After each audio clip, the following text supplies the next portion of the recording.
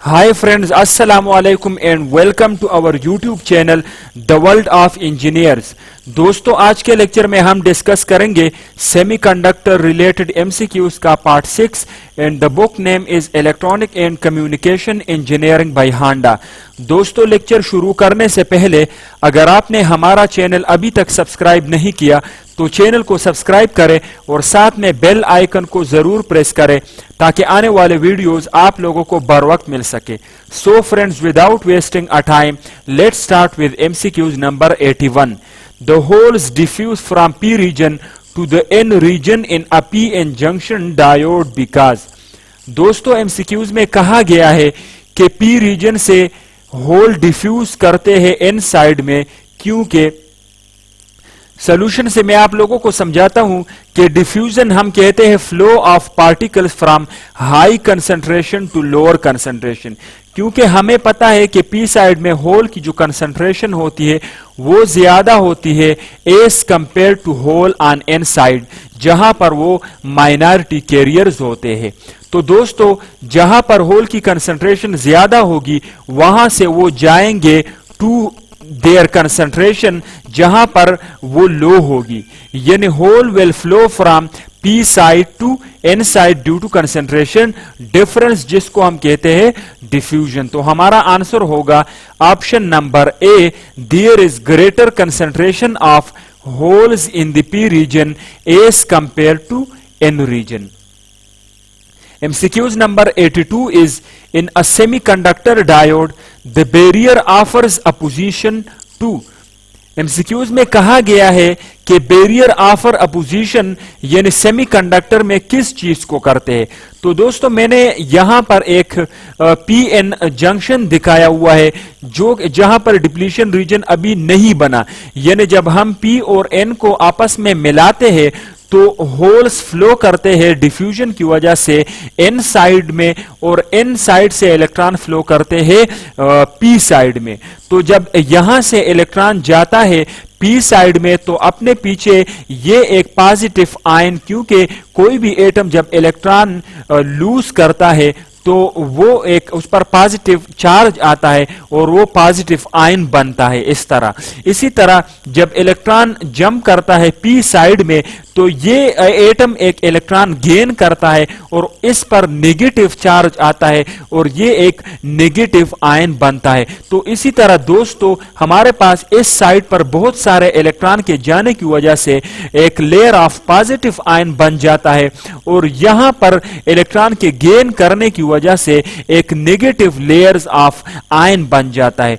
तो जब ये पॉजिटिव आयन बहुत यानी बढ़ जाता है तो ये further movement of hole from P side to N को स्टॉप करता है, क्योंकि same charges repels each other. तो अगर कोई होल यहां से ट्राई करता है to move to N side तो ये बैरियर उसको वापस रिपेल करता है पी साइड में। Same is the case for this N layer for N electron in N side. तो दोस्तों मतलब ये हुआ कि बैरियर मेजॉरिटी कैरियर दोनों साइड के लिए पोजीशन ऑफर करता है। तो हमारा आंसर होगा option number C, majority carrier in both reason.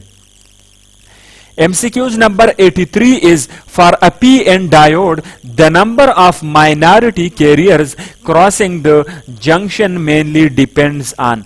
दोस्तों जब हम P और N साइड को ज्वाइन करते हैं यानी आपस में मिलाते हैं तो डिफ्यूजन की वजह से मेजॉरिटी कैरियर फ्लो करते हैं और ड्रिफ्ट की वजह से माइनॉरिटी कैरियर, यानी माइनॉरिटी कैरियर N साइड में होल होते हैं और P साइड में इलेक्ट्रॉन्स होते हैं। तो ये जो माइनॉरिटी कैरियर्स होते हैं ये जनरेट होते हैं ड्यू टू टेम्परेचर, यानी जब टेम्परेचर बढ़ता है तो पी साइड का जो सेमीकंडक्टर होता है उसमें जो कोवेलेंट बॉन्ड बने होते हैं वो ब्रेक करते हैं और उसकी वजह से इलेक्ट्रॉन होल पेयर जनरेट होता है। सिमिलरली एन साइड पर कोवेलेंट बॉन्ड ब्रेक होने की वजह से भी इलेक्ट्रॉन होल पेयर जनरेट होता है।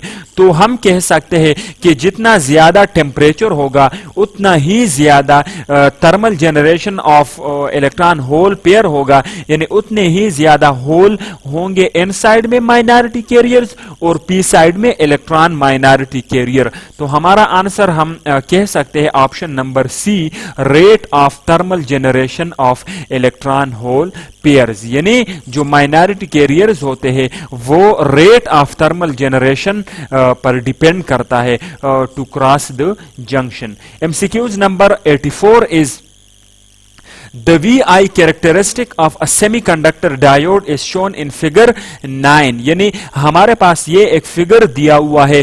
From this figure it can be concluded, और इससे हमें क्या पता चलता है? तो दोस्तों अगर हम इस ग्राफ को देखें तो x एक्सिस पर वोल्टेज है और y एक्सिस पर एक यानी करंट है।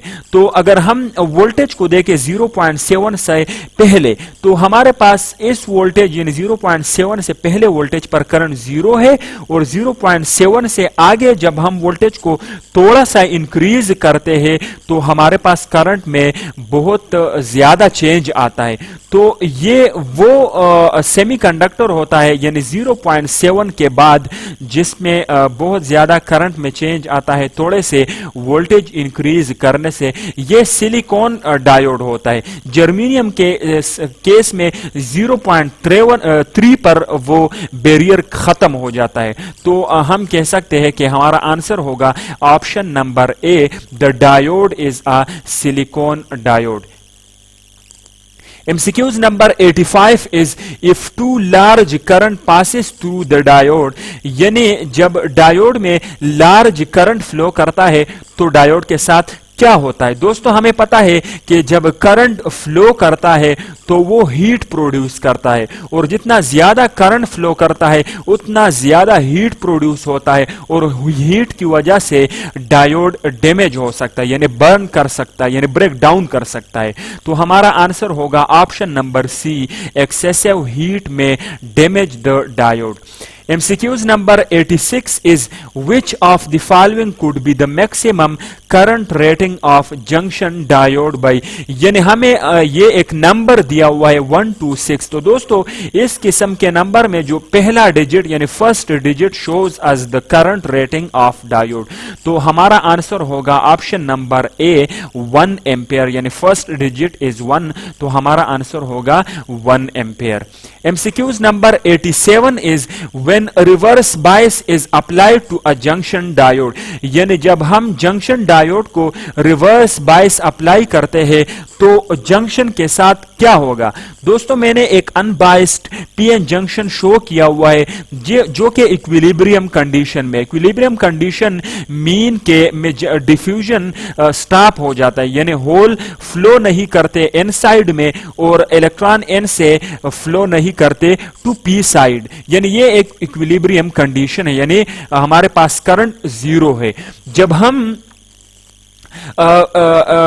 Positive terminal of battery connect करते हैं एन साइड और negative terminal of battery connect करते हैं हम पी साइड से, तो इस किस्म की बायसिंग को हम रिवर्स बायसिंग करते हैं। तो दोस्तों ये पी साइड क्या करेगा, ये इस एन साइड के इलेक्ट्रॉन को अट्रैक्ट करेगा अपनी तरफ, इसी तरह ये होल अट्रैक्ट होंगे toward negative terminal of battery. तो दोस्तों जब ये इलेक्ट्रॉन अट्रैक्ट होंगे यानी ये इलेक्ट्रॉन जब अट्रैक्ट होंगे टुवर्ड पॉजिटिव टर्मिनल, तो ये अपने पीछे छोड़ेंगे आयंस को, पॉजिटिव आयंस, क्योंकि जब इलेक्ट्रॉन लूज होता है एटम से तो वहां पर एक पॉजिटिव चार्ज क्रिएट होता है और उसको फिर हम आयन कहते हैं उस एटम को, यानी पॉजिटिव आयन। और जितने ज्यादा इलेक्ट्रॉन यहां से जाएंगे उतने ही ज्यादा पॉजिटिव आयन, और जितने ज्यादा पॉजिटिव आयन होंगे तो इसका मतलब हमारे पास बैरियर इंक्रीज होता है, यानी जंक्शन की जो विड्थ होती है वो इंक्रीज होगी। सिमिलरली जितने ज्यादा होल्स जाएंगे उतने ही ज्यादा नेगेटिव आयन बनेंगे और हमारे पास बैरियर इंक्रीज होगा, और जब बैरियर इंक्रीज होगा यानी ये जब बढ़ेंगे ये पॉजिटिव आयन तो उतने मुश्किल से ये होल जाएंगे, यानी इसको क्रॉस करेंगे, यानी उतने ही ज्यादा रिपेल होंगे, वो वापस टूवर्ड पी साइड। तो हमारा आंसर होगा option number D, potential barrier is increased जब हम रिवर्स बायस अप्लाई करते हैं। MCQs number 88 is for a PN junction diode the current in reverse bias may be। दोस्तों रिवर्स बायस में हमने MCQs नंबर 87 में डिस्कस किया कि डिप्लीशन रीजन की जो विड्थ होती है वो इंक्रीज होती है, यानी बैरियर पोटेंशियल इंक्रीज होता है, और जब हमारे पास पोटेंशियल बैरियर इंक्रीज होता है तो करंट कम होता है, और जब करंट रिवर्स बायस में कम होता है यानी उसका रेंज होता है माइक्रो और नैनो एम्पेयर में, यानी रिवर्स बायसिंग जब हम पीएन जंक्शन की करते हैं तो करंट माइक्रो या नैनो एम्पेयर में होता है। MCQs number 89 is which of the following figure represents an ideal diode characteristic। दोस्तों एमसीक्यूज में हमें कहा गया है कि इन चारों में कौन सा जो वीआई कैरेक्टरिस्टिक है वो आइडियल डायोड के है, यानी आइडियल कैरेक्टरिस्टिक्स हमारे पास डायोड के वो होंगे यानी जो कि फॉरवर्ड बायस में इनफाइनाइट करंट और रिवर्स बायस में जीरो करंट फ्लो करेगा। तो अगर हम यानी ऑप्शन नंबर ए को देखें तो जीरो यानी ऑलमोस्ट जीरो वोल्टेज अगर हम कंसिडर करें तो हमारे पास करंट इनफाइनाइट है, और अगर हम रिवर्स बायस में इनफाइनाइट यानी वोल्टेज अगर हमने बहुत ज्यादा इंक्रीज किया लेकिन करंट जीरो है, तो हमारा आंसर होगा option number A, figure A. MCQs number 90 is what happens when forward bias is applied to a PN junction।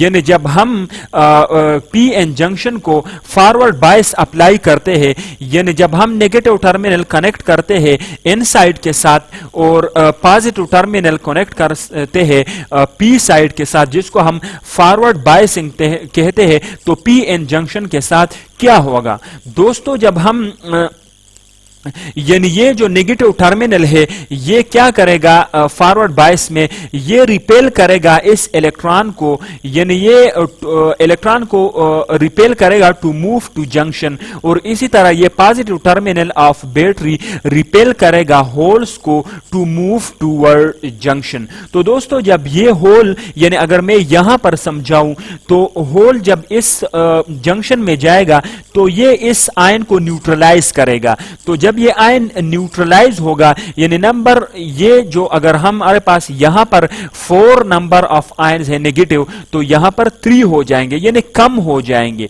और जब नंबर ऑफ आयन्स कम होते हैं तो इसका मतलब इलेक्ट्रॉन यहां से फिर उसके लिए आसानी होगी to move toward P side, और जब इलेक्ट्रॉन के लिए आसानी होती है to move to P side तो इसका मतलब कि करंट इंक्रीज होता है। इसी तरह ये इलेक्ट्रॉन जब इस positive negative terminal of battery की रिपल्जन की वजह से मूव करता है इस जंक्शन में, तो ये इलेक्ट्रॉन इस पॉजिटिव आयन को न्यूट्रलाइज करेगा यानी नंबर ऑफ आयन यानी डिक्रीज होंगे, तो ये होल फिर आसानी से मूव करेगा टूवर्ड इनसाइड, तो इसका मतलब यह हुआ कि बैरियर इस होल के लिए डिक्रीज हो गया। तो हम कह सकते हैं कि potential barrier is decreased when a forward bias is applied.